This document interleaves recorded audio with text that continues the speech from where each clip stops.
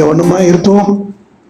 இன்றைக்கு பார்க்குறேன் காலியான சேர்லாம் பார்க்கும்போது தேவனுடைய ஆராதனை அசட்டை பண்ணப்படுவதை, கர்த்தருடைய காரியங்கள் நம்முடைய வாழ்க்கையில 2வது 3வது இடத்துக்கு தள்ளப்படுவதை நான் பார்க்கிறேன்.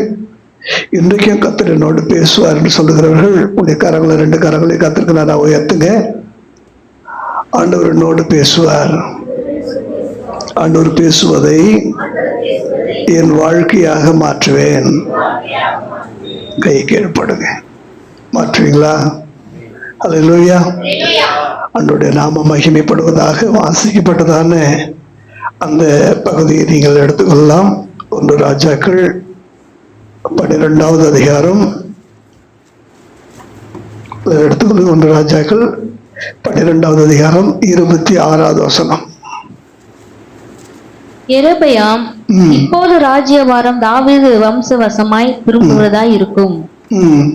இந்த ஜனங்கள் எருசலேமில் உள்ள கர்த்தருடைய ஆலயத்திலே பலிகளை செலுத்து போனால் இந்த ஜனங்களின் இருதயம் யூதாவின் ராஜாவாகிய ரெகொபெயாம் என்னும் தங்கள் ஆண்டவன் வசமாய் திரும்பி அவர்கள் என்னை கொன்று போட்டு யூதாவின் ராஜாவாகிய யெரொபெயாமின் பாரிசமாய் போய் விடுவார்கள் என்று தன் மனதிலே சிந்தித்துக் கொண்டிருந்தான். 28 முதல். ஆகையால் ராஜாவானவன் யோசனை பண்ணினான். 33வது வசனம். தன் மனதிலே தானே நியமித்துக் கொண்ட. இன்றைக்கு உங்கள் மனதோடு கர்த்தர் பேசுவாராக. உங்கள் இருதயத்தோடு ஆண்டவர் இடைப்படுவாராக. இந்த யெரொபெயாம் யார் என்று நான் உங்களுக்கு சொல்லுகிறேன். யோசேப்புக்கு பிறந்த எப்ராயிம் மனாசே என்ற 2 கோத்திரங்கள் இருக்குது அல்லவா? அதில் எப்ராயிம் கோத்திரத்தை சேர்ந்த ஒருவன். சாலமோன் காலத்திலே சாலமோனுக்கு கீழே இருந்ததான படை வீரர்களே இவன் ஒரு பெரும் பராக்கிரமசாலியாக இருந்தான். யோசேப்பு வம்சத்தினுடைய கட்டுமான பணிகளை பார்த்து கொள்ளக்கூடிய ஒரு பொறியாளனாக என்ன செய்தான் இருந்தான். நீங்க 11வது அதிகாரம் முழுக்க நீங்க வீட்டுக்கு போய் வாசித்து பாருங்க. அவன் அந்த மாதிரி ஒரு சின்சியரான, ஒரு உண்மையான, ஒரு திறமையான பராக்கிரமசாலியாக சாலமோன் காலத்தில் அவன் காணப்பட்ட பொழுது, சாலமோன் நாட்களிலே அகியா என்று ஒரு தீர்க்கதரிசி, தேவ மனுஷன். இப்பொழுது அந்த தேவ மனுஷன் ஒரு நாள் திடீர்னு இவனை ரகசியமாக வயல்வெளிக்கு அழைத்து கொண்டு போகிறான். கதை போல சொல்றேன், கவனிச்சிங்க. ரகசியமாக ஊருக்கு வெளியே அழைத்து கொண்டு போகிறான். தான் போர்த்து கொண்டிருந்ததான அந்த சால்வையை எடுத்து 12 துண்டுகளாக கிழித்து கீழே போடுகிறான். தான் போர்த்து கொண்டிருந்த சால்வையை எடுத்து 12 துண்டுகளாக கிழித்து கீழே போடுகிறான். கீழே போட்டு விட்டு, யெரொபெயாமே, இதுல 10 துண்டுகளை நீ எடுத்துக்கொள். 2 துண்டுகள் அது சாலமோனுடைய வம்சத்துக்காக விடப்பட்டிருக்க வேண்டும். ஏனென்றால் நான் தாவீதுக்கு அருளின வாக்கின்படி சிங்காசனத்துல அவனுடைய வம்சத்துல யாராவது என்ன செய்யணும், இருக்கணும். இந்த 10 துண்டுகள் 10 கோத்திரங்கள் உன்வசமாய் திரும்பும். அதுவும் சாலமோன் காலத்துல அல்ல, சாலமோனுடைய குமாரனுடைய காலத்துல நான் உனக்கு என்ன செய்வேன், இந்த 10 கோத்திரத்தை நான் உனக்கு கொடுப்பேன். ஏன் கொடுக்கிறேன்னா, சாலமோன் சீதோனுடைய தெய்வங்களை கொண்டு வந்து எனக்கு விரோதமாக என்னை தள்ளி விக்கிரக ஆராதனை அவன் செய்ய ஆரம்பித்து விட்டபடினாலே இந்த காரியத்தை நான் செய்கிறேன். நல்லா புரிஞ்சுங்க. சாலமோன் புறஜாதிகளில் இருந்து பெண்களை கொண்டு சீதோனிய தெய்வங்களை எல்லாம் கொண்டு வந்து தேசத்தை விக்கிரக காடாய் மாற்றி விட்டபடினாலே தேவனுக்கு அது பிடிக்கவில்லை. ஆனாலும் தாவீது நிமித்தம் சாலமோன் ஆட்சி காலத்தில் அது நடக்காதபடிக்கு சாலமோனுடைய குமாரன் காலத்திலே நான் 10 கோத்திரத்தை எடுத்து உனக்கு என்ன செய்யறேன், தருவதற்கு காரணம் சாலமோனுடைய விக்கிரக ஆராதனை. தெளிவா சொல்றார். நீ இஸ்ரவேலை உன் மனம் போன போக்கிலே இஸ்ரவேலை தேவனுக்கு பிரியமான விதத்திலே நீ ஆட்சி செய்வாயானால் தாவீதுக்கு ஒரு நிலையான வீட்டை நான் கட்டினது போல உனக்கு ஒரு நிலையான வீட்டை கட்டுவேன் என்று சொல்லி அழகாக அந்த தீர்க்கதரிசி அவர்களை சொல்லுகிறான். இந்த சம்பவம் நடந்து முடிந்த பிற்பாடு அவ்வப்பொழுது அந்த யெரொபெயாம் தன்னை ஒரு ராஜாவை இவேஃபல் பண்ணி ஒரு குறிப்பிட்ட காலத்துல சாலமோனுக்கு விரோதமாக அவன் எழும்ப ஆரம்பிக்கும் போது, சாலமோன் தான் தெரியுமே அவங்களுக்கு ஞானி, யுத்தமே இல்லாம சத்தமே இல்லாம காரியங்களை சூப்பரா செய்வான். இவனை கொல்ல அவன் திட்டமிட்ட போது இவன் தப்பி போய் எகிப்திலே ஷீஷாக் என்கிறதான ஒரு ராஜாவுடைய வசத்துல போய் என்ன செய்யறான், அங்க இருக்கிறான். கிட்டத்தட்ட சாலமோனுடைய மரணத்துக்கு பிற்பாடுதான் இந்த ஊருக்கு என்ன செய்யறான் வர. அவ்வளவு காலம் என்ன செய்யறான் இருக்கிறான். அதில் புரிஞ்சுக்கங்க, இப்ப சாலமோனுக்கு பிற்பாடு ஆண்டவர் அவனுக்கு 10 கோத்திரங்களை தருவேன் என்று சொன்னதை நம்பி, தேவனுடைய வார்த்தையை நம்பி என்ன வரான், ஊருக்குள்ள வருகிறான். ஊருக்குள்ள வந்ததான சமயத்துல இந்த சாலமோனுடைய குமாரன் ரெகபெயாம் இருக்கான் பாத்தீங்களா, இந்த ரெகபெயாமிட்ட மக்கள் எல்லாம் சேர்ந்து என்ன செய்யறாங்க, ஒரு கோரிக்கை வைக்கிறாங்க. என்ன கோரிக்கைன்னா, சாலமோன் இருந்தப்ப உங்க அப்பா எங்களுக்கு நிறைய வரி சுமைகளை என்ன செய்தார், கொடுத்தார். நிறைய வேலைகளை எங்களுக்கு என்ன செய்தார், கொடுத்தார். எங்களால அதை என்ன செய்ய முடியல, சுமக்க முடியாத பெரும் பாரமா இருந்தது. நீங்கள் கொஞ்சம் என்ன செய்யுங்க, ஜிஎஸ்டியை கொஞ்சம் என்ன செய்யுங்க, குறைச்சிருங்க. சரக்கு வரிகள் எல்லாம் கொஞ்சம் என்ன செஞ்சிருங்க, கட்டுப்பாடு பண்ணிடுங்க. கொஞ்சம் டாக்குமெண்ட் சார்ஜ் எல்லாம் கொஞ்சம் என்ன செஞ்சிருங்க, குறைச்சிருக்கன்னு சொல்லி இங்க அரசியல் ரீதியாக பொருளாதார ரீதியாக கோரிக்கைகளை வைக்கிறாங்க. இந்த கோரிக்கைகளை வைத்தப்ப ரெகபெயாம் என்ன சொன்னான்னா, நீங்க போய் ஒரு 3 நாள் கழிச்சு என்ன செய்யுங்க வாங்கன்னு சொல்லி ஜனங்களை அனுப்புறான். இந்த 3 நாள் அவசரமா சட்டசபை கூடி ஒரு ஆலோசனை கூட்டம் நடக்குது. யாரு, எல்லாமே சின்ன சின்ன பசங்க. ரெகபெயாம் கூட ஒன்னா வளர்ந்தவங்க எல்லாம் சின்ன சின்ன பசங்க. பெரியவங்க எல்லாம் சொன்னாங்க, வேண்டாம், ஜனங்க சொல்றதை கேட்டு கொஞ்சம் நீங்க குறைச்சிங்கன்னா ஜனங்க எப்படி இருப்பாங்க, என்னாலும் தாவீதுக்கு கீழ்ப்படுவது போல உங்களுக்கு என்ன செய்வாங்க, இருப்பாங்கன்னு சொல்றாங்க. ஆனா இந்த இளம் வாலிபர் சொல்றாங்க, வேணாம் வேணாம், ஜனங்க சொல்றதெல்லாம் நம்ம என்ன செய்யக்கூடாது, கேட்க கூடாது அப்படின்னு சொல்லி ஆலோசனை கொடுக்குறாங்க. இந்த ஆலோசனை கேட்டு வந்து ஜனங்களை பார்த்து அவர் சொல்றான், என் தகப்பனுடைய இடுப்பை பார்க்கலும் என் சுண்டுவரல் அதிக கனமா இருக்கும். என் தகப்பன் சாட்டைகளினால் உங்களை தண்டித்தார், நானும் உங்களை தேள்களினாலே தண்டிப்பேன்னு சொன்னோன்னா ஜனங்களுக்கு ஒரு என்ன ஆயிடுச்சு, நீ எதுக்குடா எங்களுக்கு தேவையே இல்லைன்னு சொல்லி மறுதேறுதலுக்கு ஏற்பாடு பண்றாங்க. இப்ப இவனுக்கு பெரிய பயம். என்ன பண்றான், யுத்தம் பண்ணலாம்னு சொல்லி கூப்பிடும் போது யார் இருக்கிறாங்க, 2 கோத்திரம் தான், யூதா கோத்திரம், பெஞ்சமின் கோத்திரம். யுத்தம் பண்ண புறப்பட்ட போது செமையா தீர்க்கதரிசியை கொண்டு கர்த்தர் பேசுகிறார். இந்த காரியம் என்னால் வந்தது, யாரும் யுத்தத்துக்கு போகாதீங்க, உங்க சகோதரர்களோடு யாரும் போர் செய்யாதீர்கள், வீட்டுக்கு போங்கன்னு சொல்லி சொன்ன உடனே எல்லாம் வீட்டுக்கு போயிட்டாங்க. 10 கோத்திரம் யார் பின்னால வந்துருச்சு, 10 கோத்திரம் இந்த யெரொபெயாமுக்கு பின்னால வந்துருச்சு. புரிஞ்சுங்க, இந்த யெரொபெயாமுக்கு பின்னால இந்த 10 கோத்திரம் வந்ததுக்கு காரணம் யாரு, நீங்களே சொல்லுங்க. கதை சொன்னல, இந்த 10 கோத்திரம் யெரொபெயாமுக்கு பின்னால வந்தது காரணம் தேவன் ஐயா தீர்க்கதரிசியை கொண்டு சொன்ன அவருடைய வார்த்தைகள். நல்லா புரிஞ்சுங்க, தேவனுடைய சித்தம்.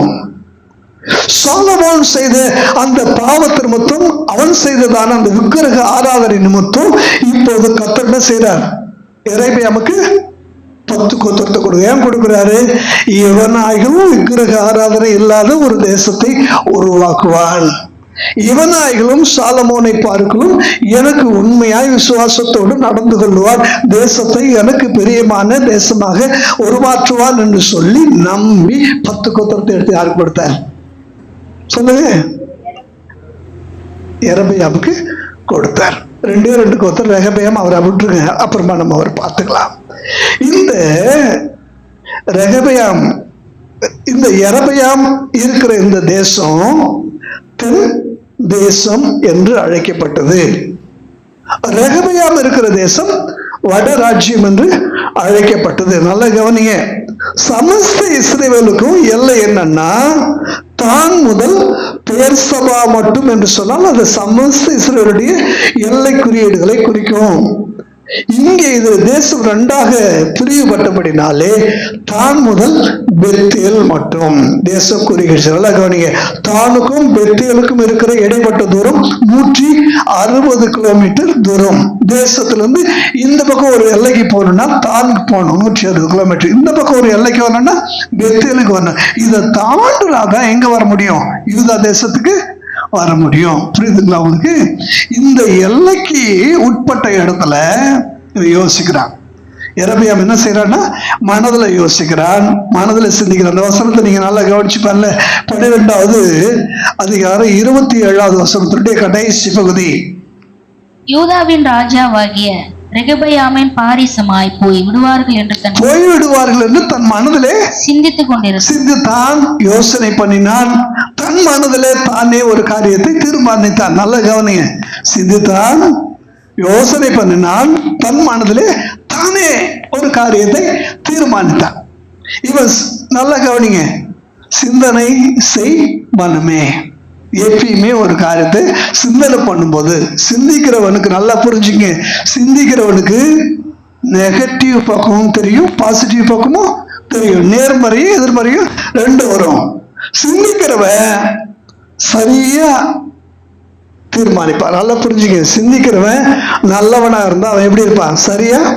இவன் சிந்திக்கும் போது என்ன சிந்திக்கணும்? வயல்வெளியிலே அகியா தீர்க்கதரிசிக்கு முன்னாக நான் நின்ற பொழுது 10 கோத்திரத்தை உனக்கு தருவேன் என்று சொல்லி தேவன் சொன்னதை நான் கேட்ட பொழுது எதற்காக அதை அவர் எனக்கு தந்தார்? விக்கிரக ஆராதனை இல்லாத ஒரு தேசத்தை நான் உருவாக்க வேண்டும் என்பதற்காக அந்த 10 கோத்திரத்தை எனக்கு தருவேன் என்று ஆண்டவர் சொன்னார் என்பது என்னுடைய சிந்தனைக்கு என்ன செஞ்சிருக்கோம்? வந்திருக்குமா? எல்லாம் பேசணும். குட்டி பிள்ளைகளா இருக்கிறதுனாலதான் நான் கதை மாதிரி என்ன செய்யறேன் சொல்றேன். இப்ப இவன் சிந்திக்க ஆண்டவர் எனக்கு இந்த 10 கோத்திரத்தை கொடுத்ததனுடைய காரணம் இதுதான் அவனுக்கு தெளிவா தெரியும். தேவனுடைய இருதயம் அவனுக்கு நல்லா தெரியும். ஆனா தெரிஞ்சும் அடுத்து இன்னொரு பகுதி யோசிக்கிறான். இந்த ஜனங்க 10 கோத்திரம் என்கிட்ட இருந்தாலும் தேவாலயம் இப்ப எங்க இருக்கு? 2 கோத்திரம் உள்ள எருசலேம்ல தேவாலயம் இருக்கு. நல்லா புரிஞ்சுங்க, 2 கோத்திரம் உள்ள எருசலேம்ல தேவாலயம் இருக்கு. இப்ப ஜனங்க கர்த்தரை ஆராதிக்க போறோம்னா எங்க போகணும்? எருசலேமுக்கு போகணும். எருசலேமுக்கு போனா நம்ம ஊர்ல இருக்கிற காணிக்கைகள், நம்ம ஊர்ல இருக்கிற பொருளாதாரம், நம்ம ஊர்ல இருக்கிற பலி விலங்குகள்லாம் எங்க போகணும்? எருசலேமுக்கு போகணும். நம்மால எருசலேம் என்ன செய்ய முடியும்? பொருளாதாரத்துல என்ன செய்யும்? சிறந்து வளரும். நல்லா கவனிச்சு பாருங்க. இப்ப தமிழகத்தினுடைய ஒரு பெரும் செல்வம் பாண்டிச்சேரிக்கு போகுதா இல்லையா? எதுக்கு போகுது பாண்டிச்சேரிக்கு? சொல்லுங்க. போதை பொருளுக்காக போகுது. ஒரு பெரும் செல்வம் ஆந்திராவுக்கு போகுது. எதுக்கு போகுது சொல்லுங்க?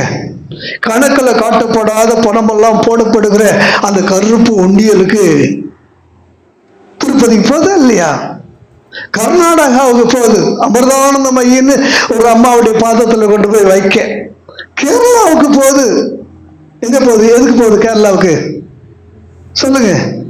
எல்லாம் இங்க அப்படியே 40 நாள் விரதம் இருந்து அப்படியே கலரா ட்ரெஸ் போட்டு அப்படியே பேட்டை துள்ளலோடு ஆடி பாடி வேற எங்க போகுது? குருவாயூர் போதா இல்லையா? தமிழகத்தினுடைய பெரும் செல்வம் இப்படி எல்லா பக்கமும் போயிட்டு இருக்குது. இதெல்லாம் யோசிக்கிறான். இங்க கவனிப்பா, இதெல்லாம் யோசிக்கிறான். இதெல்லாம் யோசிக்கும் போது நம்ம ஊர் பொருளாதாரம் பாண்டிச்சேரிக்கு போறதுக்கு பதிலாக டாஸ்மார்க் தெருவுக்கு ஒண்ணு இங்கேயே திறந்துட்டா பிரச்சனை இருக்காது இல்லையா அப்படின்னு நம்ம கவர்மெண்ட் யோசிக்கிற மாதிரி அவன் கவர்மெண்ட்லாம் யோசிக்கிறான். எதுக்கு அவ்வளோ தூரம் போகணும்னு சொல்லி மனசுல அவன் யோசிக்க சாத்தான் யூதாசுக்குள்ளே புகுந்தான் என்று வாசிப்பது போல எரமியாவுக்குள்ள யார் புகுந்துட்டா? சாத்தான் புகுந்துட்டு சொல்றான், என்ன செய்? தேசத்துல அந்த எல்லைக்கு போனாலும் ஜனங்களுக்கு அங்க ஒரு கோயிலை கொண்டு வா, இந்த எல்லையில ஒரு கோயிலை கொண்டு வான்னு சொன்ன பொற்கன்று குட்டிகள் 2 செய்யறான். ஆரோனும் 1ன்னா இவன் 2. நல்லா கவனிங்க, ஆரோன் 1ன்னா இவன் யாரு? 2. எத்தனை செய்யறான்? 2 செய்யறான். 2 செஞ்சு ஒன்னு எங்க வைக்கிறான்? ஒன்ன தாழ்நிலை வைக்கிறான், இன்னொன்னு பெத்தேலில வைக்கிறான். வச்சுட்டு ஜனங்கள்கிட்ட சொல்றான், நீங்க கஷ்டப்பட்டு அவ்வளவு தூரம் போறது ரொம்ப வருத்தம். இந்த 27 வாசிச்சு பாருல. 27 28 28 வாசிங்க. ஆகையால் ராஜாவானவன் யோசனை பண்ணி பொன்னினால் 2 கன்றுக்குட்டிகளை உண்டாக்கி ஜனங்களை பார்த்து நீங்கள் எருசலேமுக்கு போகிறது உங்களுக்கு வருத்தம். இஸ்ரவேலரே, இதோ இவைகள் உங்களை எகிப்து தேசத்திலிருந்து வரப்பண்ணின தேவர்கள் என்று சொல்லி ஒன்றை பெத்தேலிலும் ஒன்றை தானிலும் ஸ்தாபித்தான். இந்த காரியம் பாவமாயிற்று. இந்த காரியம் எப்படி ஆயிடுச்சு? பாவமாயிற்று. தேவனுக்கு பிரியமில்லாத பெரும் பாவம் ஆயிடுச்சு. நல்லா புரிஞ்சுக்கங்க. ஏன்னா இவனை நம்பி ஆண்டவர் சொன்ன வார்த்தைகள் தேசத்தை தேவனுக்காக பரிசுத்த தேசமாக மாற்றுவான் என்பதுதான். ஆனா வந்தவனுடைய ஆரம்பமே அமக்கலமா இருக்கு. எப்படி இருக்கு? ஆரம்பமே அமக்கலமா இருக்கு. அவன் ஒண்ணுன்னா இவன் 2. கொஞ்சம் யோசிச்சு பாருங்க. ஜனங்களை பார்த்து சொல்றான், நீங்க எருசலேமுக்கு போறது ரொம்ப வருத்தம். நான் ஒண்ணு சொல்றேன், கவனிங்க. இன்றைக்கு நான் சொல்ல போற இந்த உண்மை பயங்கரமான உண்மை. இது பயங்கரமான உண்மை. கிறிஸ்தவர்கள் கண்டிப்பாக அறிய வேண்டிய பயங்கரமான உண்மை. எகிப்து அழிந்ததும் பார்வோன் செத்ததும் எரபயாம் வீழ்ந்ததும் இதனால்தான். அதை கவனிச்சிங்க. எகிப்து அழிந்ததும் பார்வோன் செத்ததும் எரபயாம் வீழ்ந்ததும் அதனாலதான். யோசிச்சு பாருங்களேன். பார்வோனும் தன்னுடைய மனதில் சிந்திக்கிறான். ஆனா மனதை என்ன செய்யறான்? 10 முறை கடினப்படுத்துறான். இந்த ஜனங்களை ஆராதனை செய்ய விடுங்கன்னு தானே மோசே கேட்டான்ல. யோசிச்சு பாருங்க. நீங்க ஒன்னும் ஆராதனை எல்லாம் செய்ய வேணாம், ஊர்ல இங்க என்ன செய்யுங்க, இங்கே இருங்க சொன்னா இல்லையா? இங்கேயும் ஜனங்கள் மெய் தேவனை ஆராதிக்க போகிற வழியை அடைத்தான். வழி என்ன செஞ்சுதான்? அடைச்சிட்டான். இந்த பக்கம் போனா தான்ல வழி அடைக்கப்பட்டிருக்கு, இந்த பக்கம் வந்தா பெத்தேல் என்ன செய்யப்பட்டிருக்கு? வழி அடைக்கப்பட்டிருக்கு. இதை தாண்டி பக்கம் போனா ராஜாவினுடைய கட்டளையை மீறுகிறது போல முடியவே முடியாது. தேவனுக்கு எதிரான 2 காரியங்கள் என்ன செஞ்சுட்டான்? வச்சுட்டான். எப்படி இருக்கும் கொஞ்சம் யோசிச்சு பாருல.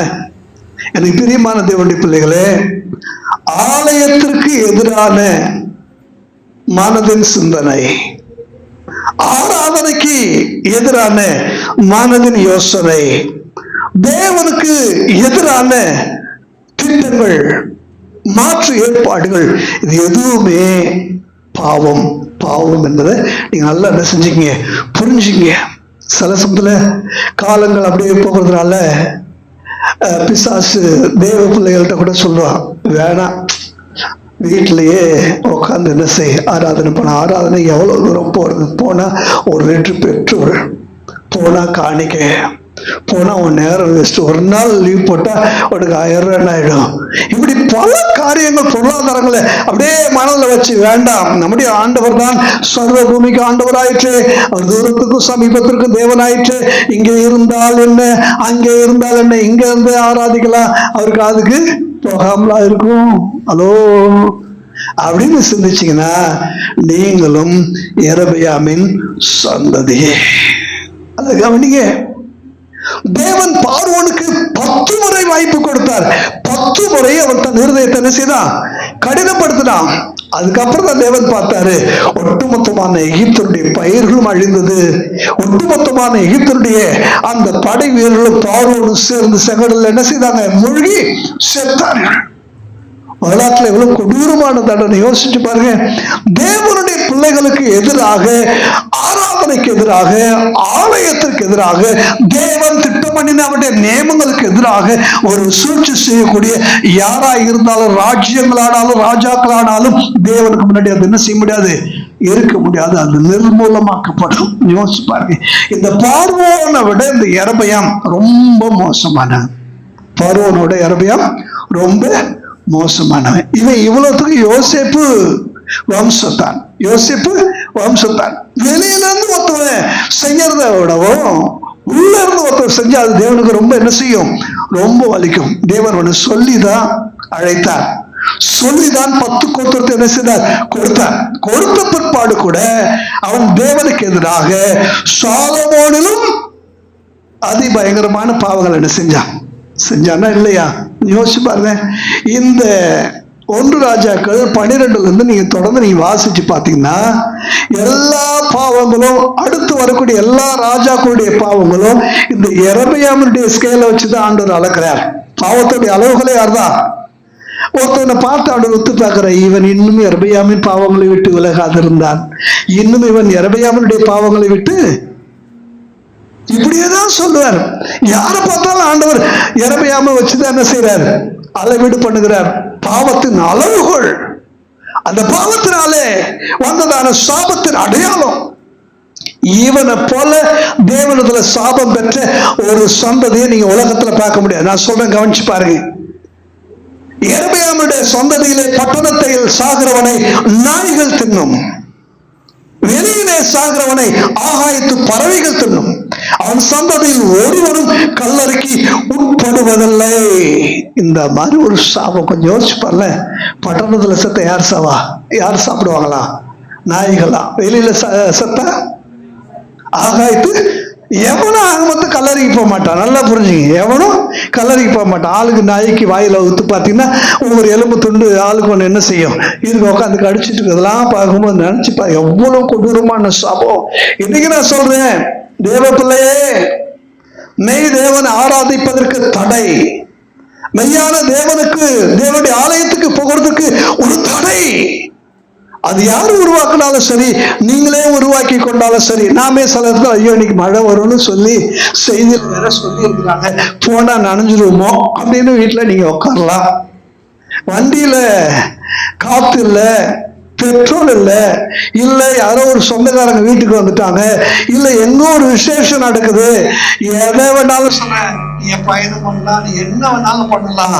ஆராதனை நேரத்துல, தேவனுடைய பாதத்துல நீங்கள் இருக்க வேண்டிய நேரத்துல வேறொரு இடத்துல உங்களை இருக்க வைக்கிறவங்களுக்கும் யெரொபெயாமுக்கு உண்டான அந்த சாபம் வரும். நீங்களே சுயமாய் மனதில் யோசித்து ஒரு காரியத்தை செஞ்சாலும் நீங்களே யெரொபெயாமுகளை போல என்ன செஞ்சிருவீங்க? செயல்பட்டுடுவீங்க. யோசிச்சு பாருல, யெரொபெயாமுடைய மனநிலை வேண்டாம். அந்த ஜனங்க அங்க போனா ராஜ்யபாரம் நம்ம கிட்ட என்ன செஞ்சிடும்? போயிடும். இந்த ஜனங்களை நம்ம என்ன செய்யக்கூடாது? போகக்கூடாது. இன்னைக்கு ஊழியங்கள் வளர்ந்து வரக்கூடிய காலகட்டங்கள்ல ஆன்லைன்லயே எல்லாம் நடக்குது. ஏன் நீங்க சர்ச்சைக்கு போறீங்க? டிவி ஆன் பண்ணுங்க, இந்த சேனலை ஓபன் பண்ணுங்க, முன்னாடி இருங்க, நாங்க ஜெபம் பண்ணும் போது ஜெபம் பண்ணுங்க, முட்டி போடுங்க, அஞ்சல்ல நாங்க என்ன செய்யறோம், அப்பமோ ரசமோ அனுப்புறோம். நீங்க டிவியை பார்த்துட்டு நீங்க இப்பொழுது நீங்க அப்பத்தை சாப்பிடலான்னா சாப்பிடுங்க, திராட்சை ரசத்தை குடிக்கலான்னா குடிச்சிருங்க. எல்லாம் நடக்குதா இல்லையா? ஆன்லைன் ஆராதனை இல்ல. தேவ பிள்ளைகளே, எவைகள் நிச்சயங்களாக இருக்க வேண்டுமோ அவைகள் நிச்சயங்களாக இருக்க வேண்டும். அதுக்கு மாற்று ஏற்பாடு நீங்க செஞ்சீங்கன்னா எல்லாமே அது எப்படிதான் இருக்கும்? கன்றுக்குட்டியாதான் இருக்கும். அல்லேலூயா. கர்த்தரை தொழுது கொள்ளுகிறவர்கள் எப்படி தொழுது கொள்ளுமா? 96:9 வாசிங்க. சங்கீதம் 96வது அதிகாரம் 9வது வசனம்.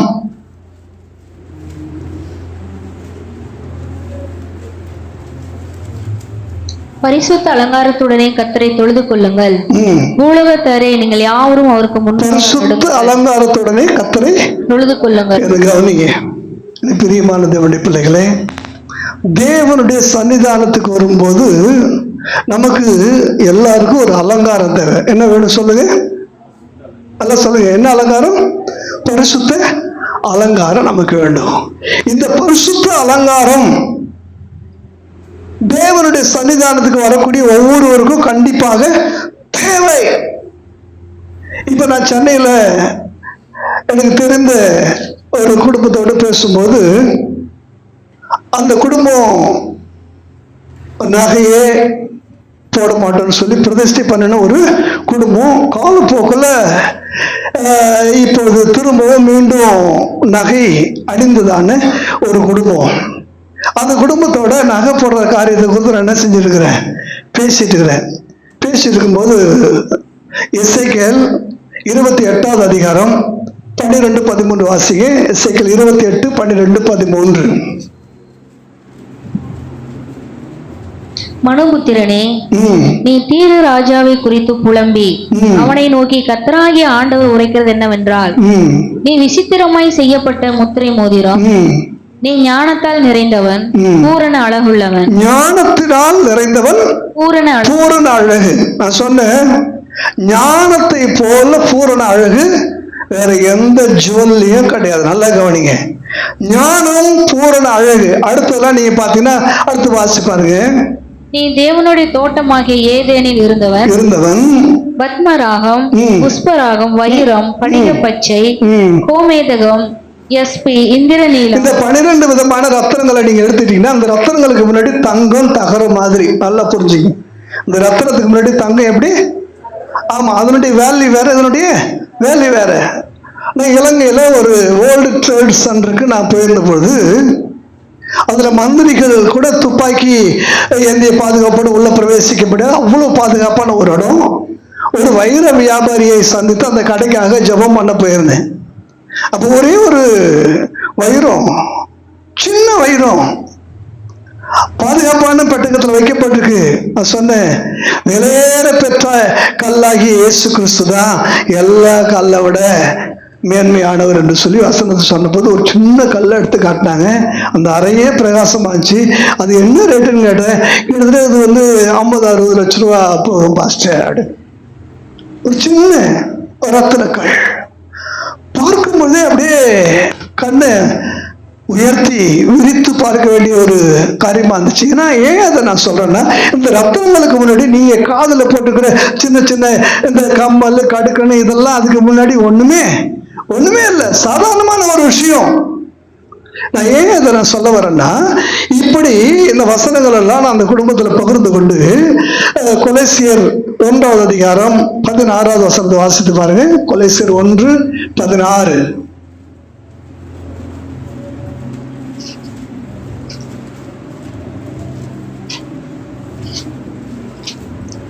ஏனென்றால் அவருக்குள் சகலமும் சிருஷ்டிக்கப்பட்டது, பரலோகத்தில் உள்ளவைகள், காணப்படுகிறவைகளும் காணப்படாதவைகளுமான சகல வஸ்துக்களும், சிங்காசனங்களானாலும் கர்த்தத்துவங்களானாலும் துரைத்தனங்களானாலும் அதிகாரங்களானாலும் சகலமும் அவரை கொண்டும் அவரைக்கென்றும் மீண்டும் அந்த பகுதியை சொல்ற. சகலமும் அவரை கொண்டும் அவருக்கு என்றும். இப்போது எபிரேயர் 2வது அதிகாரம் 10வது வசனம் வாசிங்க. ஏனென்றால் தமக்காகவும் தம்மாலேயும் சகலத்தையும் உண்டாக்கினவர் அநேகம் பிள்ளைகளை மகிமையில் கொண்டு வந்து சேர்க்கையில். இந்த பகுதியை நீங்க வாசிச்சு பாருங்க. அதுல மேல் பகுதி தமக்காகவும் தம்மாலே. என்ன கவனிங்க, தேவன் இந்த உலகத்துல முதல் கைகளால உருவாக்குனது என்று சொல்லுங்க. தேவன் இந்த உலகத்துல முதல் கைகளினாலே உருவாக்குனது என்று சொல்லுங்க. அவர் குனிஞ்சு மண்ணை எடுத்து மனுஷன் என்ன செஞ்சாரு? யார் மாதிரி உருவாக்குனாரு? அவரை போல உருவாக்கினார். உருவாக்குனவர் யாரு? அவர் தான். யாருக்காக உருவாக்குனாரு சொல்லுங்க? அவருக்காகத்தான் உருவாக்குறார். நல்லா கவனிங்க, சகலமும் அவராலே அல்லாமல் உண்டாகல, உண்டானது ஒன்றும் அவராலே அல்லாமல் உண்டாகல, எல்லாம் அவருக்கென்றும் அவருக்காகவும் உருவாக்கப்பட்டிருக்கு. நாம தம்மாலையும் தமக்காகவும் உருவாக்கப்பட்ட அவருடைய பிள்ளைகள் என்று வேதம் நமக்கு என்ன செய்யுது? பதிவு செய்யப்பட்டிருக்கு. அவர் உருவாக்கின பொழுது, நல்ல கவனி, அவர் உருவாக்கின பொழுது முதல்ல யாரை உருவாக்கினார்? ஆதாம உருவாக்கினார். அடுத்து யாரை உருவாக்கினார்? ஏவால. ஆதாம உருவாக்கின பொழுதும் அவன் உடம்புக்கு அவர் எந்த ட்ரெஸ்ஸை கூட என்ன செய்யல, உருவாக்கல. ஏனென்றால் அவன் பூரண அழகுள்ளவன், தேவனுடைய பிரசன்னத்தாலே மூடப்பட்டவன். வஸ்திரம் கூட தேவைப்படல. பரிசுத்த அலங்காரம் தேவனுடைய பிரசன்னத்தினாலே உன்னை மூடும். வஸ்திரம் கூட அங்க தேவைப்படல. அவன் கைக்கு ஒன்னும் வாட்சி கட்டல. காரணம் என்னன்னா, காலங்களை கரத்தில் வைத்திருக்கிற ஆண்டவர் அவனை தன்னுடைய கரத்தில் வைத்திருக்கிறார். அல்லேலூயா. அடுத்தது யாரை உருவாக்குனாரு? ஏவால உருவாக்குனாரு.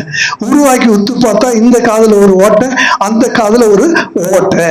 இந்த மூக்குல ஒரு ஓட்டை, அந்த மூக்குல ஒரு ஓட்டை, எதுவுமே போடல. நல்லா புரிஞ்சுங்க, எதுவுமே போடல. வேதாகமம் முழுக்க நீங்க வாசித்து பாருங்க. வேதாகமம் முழுக்க நீங்க வாசித்து பார்த்தீங்கன்னா யாரையும் தேவன் நகை போட சொல்லவும் இல்லை, அனுமதிக்கவும் இல்லை. வேதாகமம் முழுக்க நீங்க வாசிச்சு பாருங்க. ஏன் இதை சொல்றேன்னா, பரிசுத்த அலங்காரத்துடனே நீங்கள் கர்த்தரை தொழுது கொள்ள வரும்போது தேவனுடைய வேதத்தை நீங்க கொஞ்சம் கொஞ்சமா நீங்க புரியணும். புறம்பான அலங்கரிப்பு உங்களுக்கு அலங்காரமா இராமல், அது எப்ப அலங்காரமா இல்லாம போகும், கொஞ்சம் கொஞ்சமா நீங்க சத்தியத்தினுடைய வெளிச்சம் வர வர வர வர புறம்பான அலங்காரம் என்ன செஞ்சிடும். எப்ப இயேசுவை நான் ஏற்றுக்கொண்டனோ, இயேசுக்கு என்னெல்லாம் பிடிக்கும்னு சொல்லி எனக்கு தெரியுதோ, அவருக்கு பிடிக்காத காரியத்தெல்லாம் நான் என்னை விட்டு என்ன செஞ்சுட்டே இருப்பேன், ரிமூவ் பண்ணிட்டே இருப்பேன். நல்லா புரிஞ்சுக்க. ஒரே ஒரு முறை ஆண்டவர் தோற்று போனார்.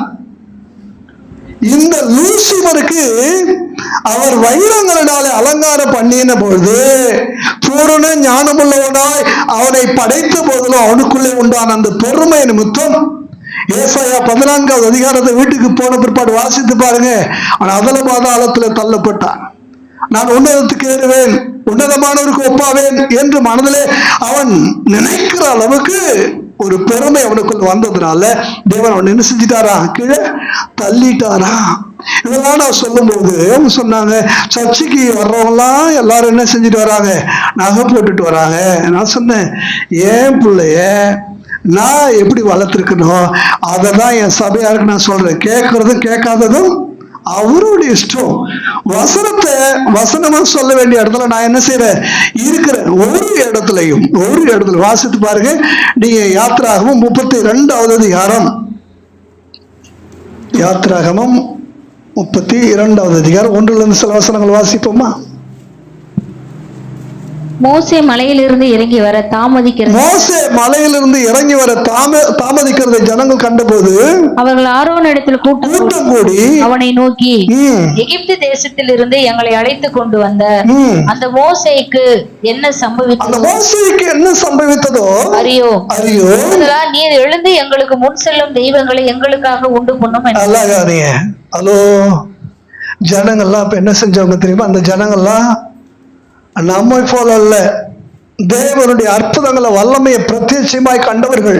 எகிப்திலே கண்டு செங்கடல் பிரிந்ததை பார்த்தவங்க, அதுக்குள்ள நடந்தவங்க.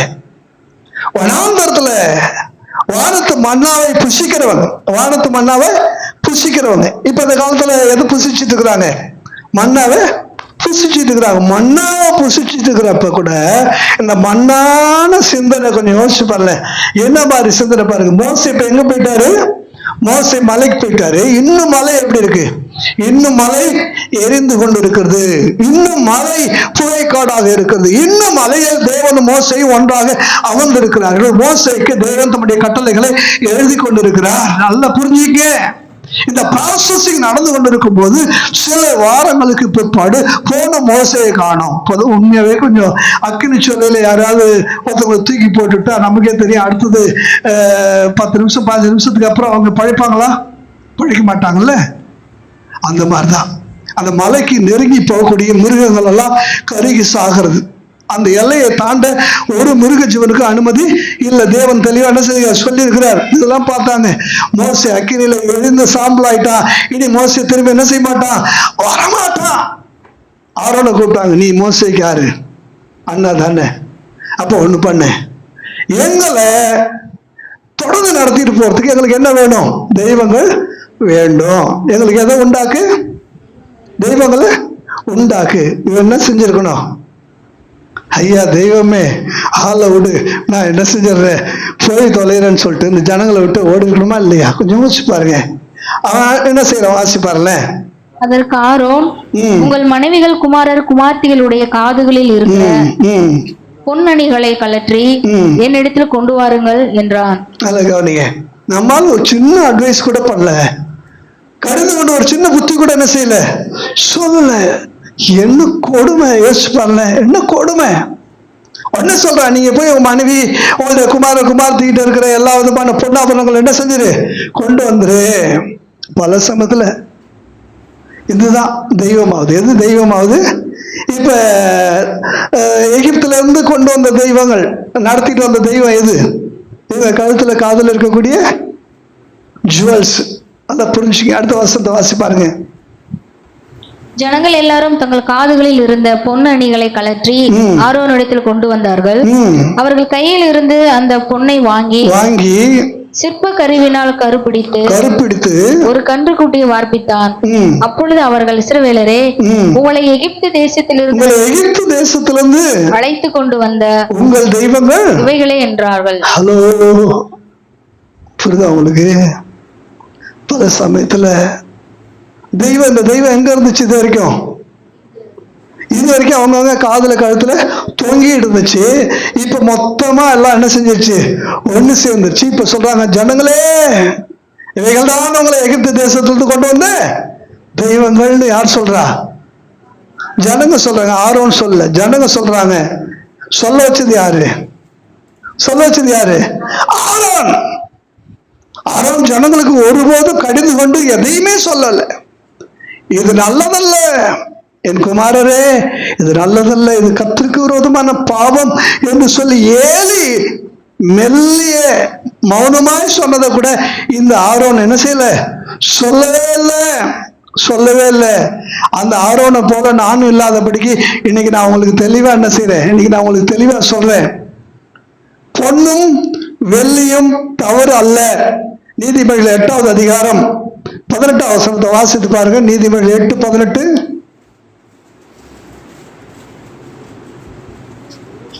ஐஸ்வர்யமும் கனமும் நிலையான பொருளும் நீதியும் என்னிடத்தில் உண்டு. பொன்னையும் தங்கத்தையும் பார்க்கிலும் என் பலன் நல்லது. பொன்னையும் சம்பத்தையும் பார்க்கணும் என் பலன் நல்லது. கர்த்தருடைய வார்த்தை நல்லது. சுத்த வெள்ளியை, கர்த்தருடைய ஆலயம் நல்லது. கர்த்தருடைய ஆராதனை நல்லது. தேவனுடைய கட்டளைகள் நல்லது. இன்னைக்கு எது நமக்கு நல்லதா தெரியுது? பொன்னையும் வெளியும் விட கர்த்தருடைய கட்டளைகள் நமக்கு நல்லமாய் தோன்றுகிறதா? கொஞ்சம் யோசிச்சு பாருங்க. நல்லமா தோன்றவே இல்லை. இந்த ஜூல்ஸ் எல்லாம் நீங்க கடந்த காலத்துல நீங்க வாசிச்சு பார்த்தீங்கன்னா, ஆண்டவர் எப்போ லூசிபெர்ட்ட இந்த விஷயத்துல வரும் செட்டப்பானவரோ தோல்வி அடைந்தாரோ, அதுல இருந்து அவர் என்ன செய்யல? யாக்கோபுடைய காலத்துல யாக்கோபுக்கு உணர்த்து, யாக்கோபு வருகிற வழியில எல்லாவற்றையும் கர்வாலி மரத்துக்கு கீழே புதைக்க வைத்தார். உண்டா இல்லையா? வாசிருக்கிறீங்களா? அந்த நாட்கள்ல இந்த ஜுவல்ஸ் நல்லா கவனிச்சிங்க. ஒவ்வொரு ஜுவல்லையும் பார்த்தாலே இவங்க என்ன ஜாதின்னு தெரியும், இவங்க என்ன தெய்வ வழிபாடு உள்ளவங்கன்னு தெரியும். தாலியை பார்த்தாலே இது இந்த ஜாதிக்கு உண்டான தாலின்னு தெரியும். காதுல இருக்கிற சில கொடைகள்லாம் பார்த்தீங்கன்னா, இந்த சாமிக்கு இது கொடை, இந்த சாமிக்கு இது அப்படின்னு ஒன்னொன்னு ஒவ்வொரு ஜுவல்லையும் அந்த சாமியோடைய ஒரு சிம்பல் அதுல என்ன செய்யும் இருக்கும். அதான வேணும். இப்ப நாங்க சிலுவை ஆக்கிக்கிறோம், இல்லைன்னா இப்ப நாங்க கொல்கோதாவை ஆக்கிக்கிறோம், இல்லைன்னா இப்ப நாங்க ஆசிரியர் கூடாரம் ஆக்கிக்கிறோம், இல்லைன்னா நாங்க வானத்தின் வாசல் துறவுகள்லாம் மாத்தி, இதெல்லாம் ஒவ்வொரு முறையிலையும் தேவன் ஜுவல்ஸ் ஒரு நபருக்கும் நீங்க இதை அணிந்து கொள்ளுங்கள் என்று சொல்லி அவர் சொன்னதே இல்லை. வேதாகமம் முழுக்க சொன்னதில்ல. நீங்க மயிரை பின்னி நீங்க தலை சிவத்துக்கு ஜடை போடுறதுக்கு எவ்வளவு நேரம் ஆகுமா? நீ ஜடை பின்றதுக்கு பின்னாதான் எனக்கு தெரியும். அப்படி கேட்கறல்ல நீ. சரி, ஆப்பிரிக்க தேசத்துலாம் நீங்க சாதாரணமா எடுத்துட்டீங்கன்னா 1 வாரம் 10 நாள் ஆகும் ஜடை பின்றதுக்கு. ஆயிரக்கணக்கான ஜடைகளை, மெல்லிய ஜடைகளை என்ன செய்வாங்க? பின்னுவாங்க. 1 வாரம் 10 நாள் ஆகும். அதுக்கு லட்சக்கணக்கான ரூபாய் என்ன செய்யும்? ஒரு முறை ஜடை பின்னிட்டா 1 வருஷம் ஆனாலும் அதை என்ன செய்ய மாட்டாங்க? அழகா மெயின்டைன் பண்ணிப்பாங்க. புரியுதா உங்களுக்கு? இதுக்கு இவ்வளவு சொல்ல பண்றேன், இதுக்கு இவ்வளோ சொல், அது முக்கியம்தான். அதை நான் எண்ணி வச்சுக்கிறேன், நீ ஒன்னும் அதை பின்னி வச்சுக்காதன்னு சொல்றாரு. நல்லா புரிஞ்சுங்க. ஹலோ, அதை நான் எண்ணி வச்சுக்கிறேன், நீ அதை என்ன செய்யாத. கேக்குறீங்களா? நான் ஏன் இதை சொல்றேன்னா, அந்த வீட்டுல அந்த பிள்ளைகள் அவ்வளோ ஆர்கியூமெண்ட் என்கிட்ட பண்றாங்க. யோசிக்கிறேன், எத்தனை நூற்றுக்கணக்கான பேருக்கு நான் இதை பைபிள் காலேஜில் சொல்லி கொடுத்துருப்பேன். வேதாகமத்தினுடைய அனுபவம் எனக்கு என்ன? தேவனுடைய காரியங்களை சரித்திரத பின்னணியோடு ஆராய்ந்து, நான் ஏன் இதை இந்த காலத்துல ரொம்ப சொல்லலைன்னா, நம்ம பிள்ளைகளுக்கு பைபிள் படிக்க படிக்க தானா இவைகளெல்லாம் என்ன செஞ்சிடும், புரிஞ்சிடும்னு சொல்லிதான் நான் அதை சொல்லலை. நகை போடாமல் இருக்கக்கூடிய ஒன்று பிரதேசம்னா அதை மீண்டும் மாற்றிக்கொள்ள முடியாத ஒன்றா இருக்கணும். போட்டீங்கன்னா தாராளமா என்ன செஞ்சீங்க, போட்டுக்கீங்க. தேவன் பேசும்போது என்ன செஞ்சிருங்க, தேவன் பேசும்போது அவருக்கு நீங்க வகுப்பு எடுக்காதீங்க, அவருக்கு நீங்க என்ன செய்யாதீங்க, பாடம் எடுக்காதீங்க. ஆண்டவரே நான் இப்படி போட்டோதான் எனக்கு எப்படி இருக்கும், அப்ப எதுக்காக நம்ம அதை வச்சிருக்கிறோம் யோசிச்சு பாருங்க. அநேக குடும்பத்துல வெள்ளியும் பொண்ணும் இருக்கிறது தப்பு இல்லை. அது நமக்கு என்ன செய்யும், நம்முடைய பொருளாதாரத்தை அது நிர்ணயிக்கக்கூடிய ஒன்றா இருக்கலாம். ஆனா அது நம்முடைய கௌரவத்தை நிர்ணயிக்கக்கூடிய ஒன்றா என்ன செய்யக்கூடாது, அது நம்முடைய அந்தஸ்தை நிர்ணயிக்கக்கூடிய ஒன்றா இருக்கக்கூடாது. உறவுகளோட விசேஷங்களுக்கு போகும்போது அது நம்மை மற்றவர்கள் திரும்பி பார்த்து அப்படியே பிரமிக்க வைக்கக்கூடிய ஒன்றா என்ன செய்யக்கூடாது, இருக்க கூடாது. ஆகையினால தேவ பிள்ளைகளே, பரிசுத்த அலங்காரத்தோட கர்த்தர் என்ன செய்யுங்க, தொழுது கொள்ளுங்க. எரமையாம் போல கர்த்தருடைய ஆராதனைக்கு மாற்று ஏற்பாடு செய்யாதிருங்கள். நாங்க டிராவல் பண்ணிட்டு அப்படியே நாங்க என்ன செய்வோம், ஆண்டவர் ஆராதனை பண்ணிட்டு போய் அப்படியே டிராவல் பண்ணி நேரா போயிட்டீங்கன்னா பிரச்சனை இல்லை, எங்க போறீங்கன்னு அப்புறம் என்ன செய்யும் தெரியும். என்ன சொல்ற, எத்தனை முறை சொன்னாலும் புரிந்து கொள்ளாத தேவ பிள்ளைகளை பார்த்து ஆண்டவர் சொல்றாரு, வணங்கா. எல்லாம் சொல்லுங்க, வணங்கா சொல்லுங்களேன், வணங்கா கழுத்துனோலே. எந்த மட்டும் நான் உங்களோட போராடுவேன். ஆண்டவர் ஒரு பரிசுத்தமான ராஜ்யத்தை உண்டாக்க சொன்னா அந்த ராஜ்யத்தினுடைய எல்லைகளை பக்கண்டு குட்டிகளை வைத்து அடக்கிற எரமையாம் ஆண்டவருக்கு எவ்வளவு கோவம் யோசிச்சு பாருங்க. சாதாரண ஒரு பொறியாளன், சாதாரணமான ஒரு இன்ஜினியர், நீ கட்டுமான பணிகளை பார்த்து கொண்ட ஒரு ஆள், உன்னை நம்பி நான் தீர்க்கதரிசியை அனுப்பி உனக்கு வாக்கு தத்தங்களை கொடுத்து உனக்கு 10 கோத்திரத்தை வாரி கொடுத்திருக்கிற. நீ நல்லா இருந்தீன்னா உனக்கும் தாவீதை போல நிலையான வீட்டை நான் உனக்கு உண்டாக்குவேன்னு சொல்லி நான் சொல்லி இருக்கிறேன். எதையும் மீறி என்ன செய்யற, சிந்திச்ச நல்ல விஷயம். சிந்தித்த உனக்கு நெகட்டிவ் பாசிட்டிவ் தெரியாம இருந்திருக்குமா, நல்லது கெட்ட தெரியாம இருந்திருக்குமா? உனக்கு நல்லதும் தெரியும், கெட்டதும் தெரியும். நீ தேவனை பிரியப்படுத்த பார்க்கல, உன்னுடைய ஆளுகைய, உன்னுடைய பதவிய, உன்னுடைய ராஜ்யத்தை நீ உனக்கு சிறப்படுத்திக் கொள்ளதான் பார்த்தேன். கொஞ்சம் யோசிச்சு பாருங்க. ஆண்டவர் சொன்ன மாதிரி எதையும் யோசிக்காம 10 கோத்திரத்தை கர்த்தருக்கு தெரியுமா ராஜ்யபாரம் பண்ணியிருந்தா மீது 2 கோத்திரத்தையும் சேர்த்து உனக்கு கொடுத்திருப்பார். அதை தான் தாவீதுக்கு செஞ்சது போல உனக்கு நான் செய்வேன். தாவீது 2 கோத்திரத்தை ஆளுக்கு செஞ்சிருந்தப்ப தானா கொண்டு வந்து சவுல் குடும்பத்தார் கொடுத்தாங்க. இந்த 10 கோத்திரத்தையும் சேர்த்து சமஸ்த இஸ்ரவேலையும் நீ என்ன செய்யணும், ராஜ்யபாரம் பண்ண வேண்டும் என்று சொல்லி கொடுத்தது போல இவனுக்கும் அந்த 2 கோத்திரத்தான என்ன செஞ்சிருக்கோம், வந்திருக்கோம். ஆனா என்ன வச்சு சொல்லுங்க, யோசிச்சு பாருங்க. யோசிக்கிறான். ஜனங்க எருசலேமுக்கு அங்க போயிட்டா கொஞ்சம் கொஞ்சமா மனசு என்ன செஞ்சிடும், மாறிடும். மனசு மாறி இப்ப யாரை கொண்டுடுவாங்க, என்ன கொன்னுடுவாங்க அப்படின்னு யோசிக்கிறோம். யோசிச்சு பாரு, உண்மைதான். நேரடியா ஆலயத்துக்கு நீங்க போக போக போக போக பாவத்தை கொல்லவும் சாபத்தை கொல்லவும் நீங்க துணிஞ்சிருவீங்க. உங்களுக்கு விரோதமான எல்லா பொல்லாத பிசாசுடைய செய்கைகளையும் நீங்க கொண்டு அழிச்சிடுவீங்க. ஹல்லேலூயா.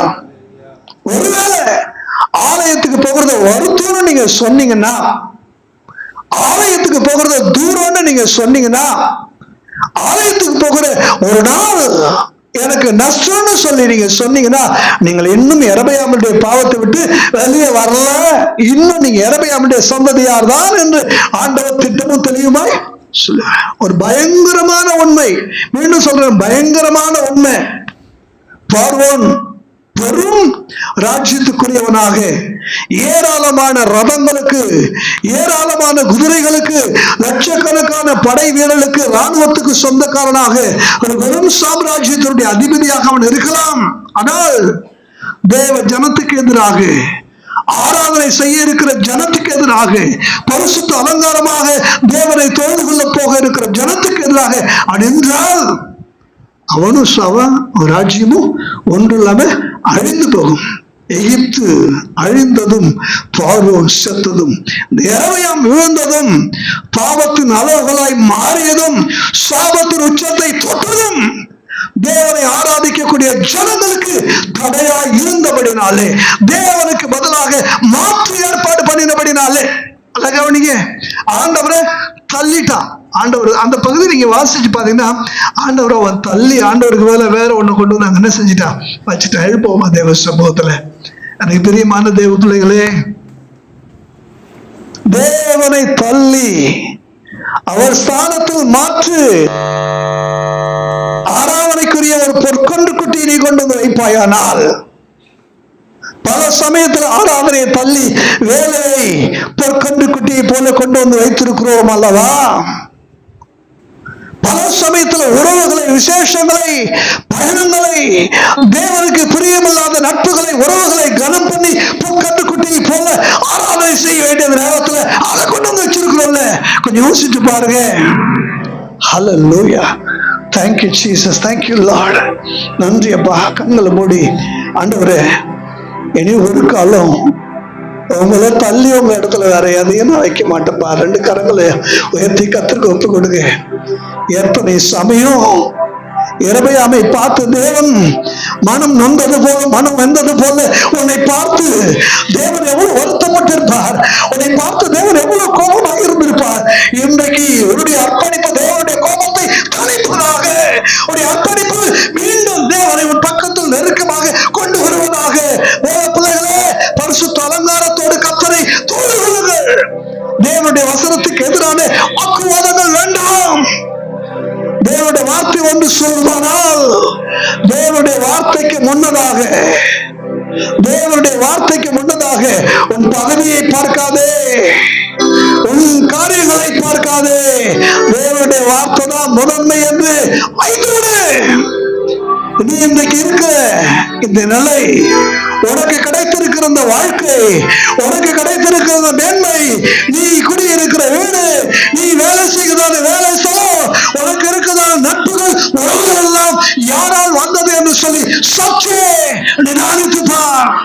இரபெயாமே, இந்த 10 கோத்திரத்துக்கு நீ அதிபதியா? நீ பயந்து ஓடிய ஒரு நாடோடி அல்லவா?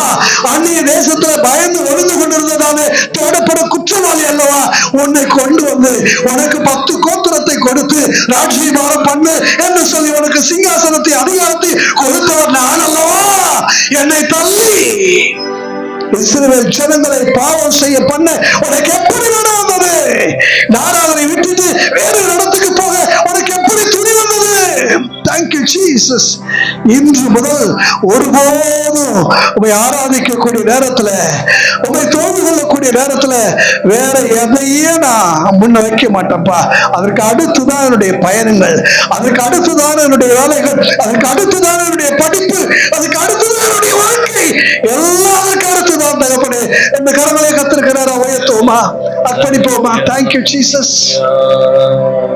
கர்த்தருடைய வார்த்தைகளை கேட்ட நீங்க பிள்ளைகளுக்கு சொல்லுகிறது போல சொல்ற, ஆராதனையை விட்டுட்டு வேலைக்கு போனா 1000 ரூபாய் கிடைக்கும்.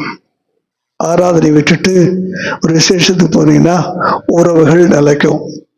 ஆராதனை விட்டுட்டு நீங்க ஒரு நாள் ரெஸ்ட் எடுத்தீங்கன்னா ஏதாவது ஒரு விதத்துல உங்களுக்கு சரீரத்துல கொஞ்சம் ஓய்வு கிடைக்கும். கிடைக்கிறதே ஒரே ஒரு நாள். அன்னைக்கும் போய் எழுந்துருங்க, உட்காருங்க, கையை தூக்குங்க, கையை, இதெல்லாம் ரொம்ப கஷ்டமா இருக்குன்னு நீங்க அப்படி நினைச்சீங்கன்னா, சொல்றேன், இன்னைக்கு ஆண்டவர் உங்களோடு பேசியிருக்கிறார். அவர் சமூகத்தில் நீங்கள் வந்து நிற்கும் போது சங்கீதம் 122 அதிகார கடைசி வசனத்தின்படி ஆலயத்தின் மொத்தம் ஒரு நன்மையை கர்த்தர் உங்களுக்கு நிச்சயமா உண்டாக்குவார். அல்லேலூயா. ஆமா, காலதாமதமாய் வருவதை தேவன் ஒருபோது விரும்ப மாட்டார். பஸ் கிடைக்கல, லேட்டு சொல்லலாம்.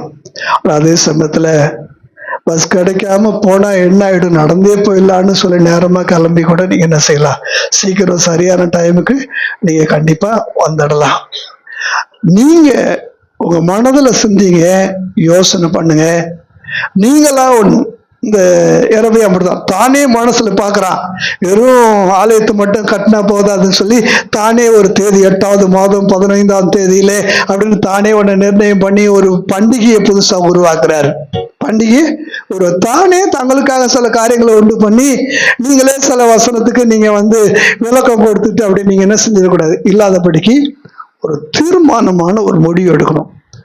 ஒருவேளை நான் என்னைக்காவது ஆராதனைக்கு வரலன்னா நீங்க நல்லா தெரிஞ்சுங்க, ஏன் பாஸ்டர் நீங்க லேட்டுன்னு கேட்குற அளவுக்கு நான் இருக்க மாட்டேன். அன்னைக்கு நீங்க எங்கேயாவது வால் போஸ்ட்ல பார்த்தீங்கன்னா சைடில் லேட்டுன்னு என்ன செஞ்சிருப்பாங்க, போட்டிருப்பாங்க. என் படத்துக்கு பக்கத்துல போட்டிருப்பாங்க. லேட்டுன்னு என்ன தெரியுமா?